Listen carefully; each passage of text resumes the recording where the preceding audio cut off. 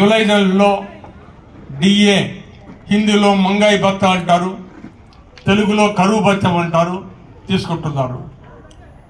ఈ డిఏ ఎలా పుట్టింది, ఈ ఫార్ములా ఎలా పుట్టింది? దయచేసి చరిత్రలోకి వెళ్ళాలి. ప్రభుత్వాలు విఫలమయ్యాయి.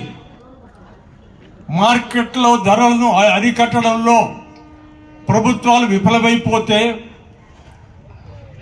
కార్మికులు, కుటుంబాలు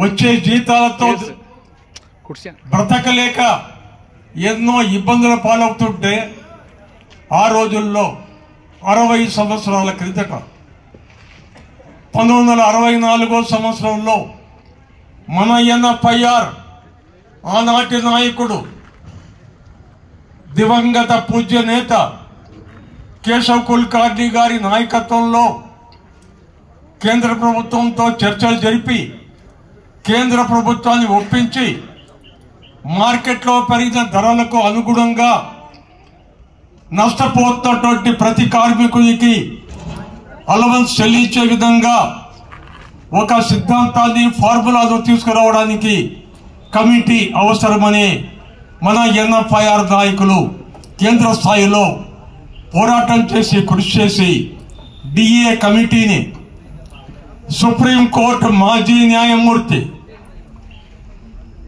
జస్టిస్ ఎస్కే దాస్ గారి యొక్క నేతృత్వాన 1 మ్యాన్ డిఏ కమిటీని ఆ రోజుల్లో సాధించి ఆనాటి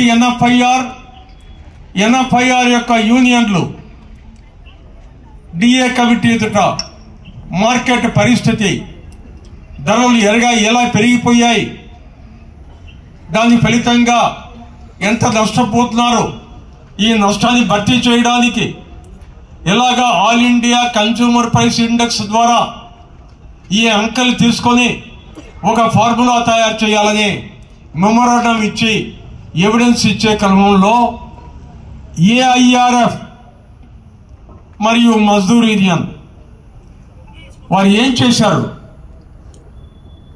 డిఏ కమిటీ వద్దు, మాకు డిఏ కమిటీ వద్దు అని వాళ్ళు వ్యతిరేకించారు. అయినా ఎన్ఎఫ్ఐఆర్ కృషి చేసింది. ఈ సందర్భంగా ఈ అంశం పార్లమెంట్లో 1 అక్టోబర్ 64న ఒక పార్లమెంట్ సభ్యులు భార్గవ గారు రైల్వే శాఖ మంత్రికి ప్రశ్న వేశాడు.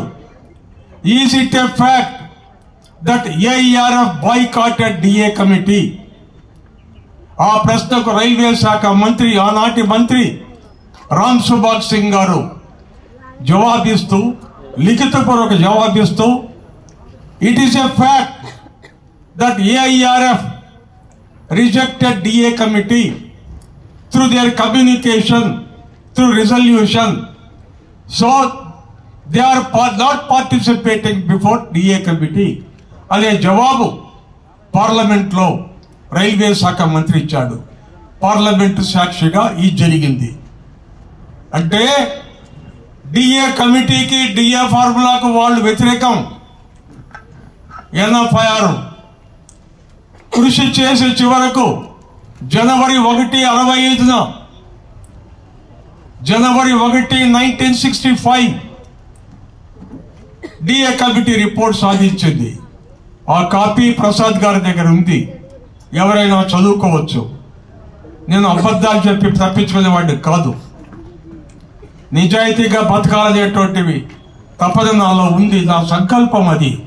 ఏనాడు ఏ కార్మికునికి నష్టం కలిగేటువంటి పని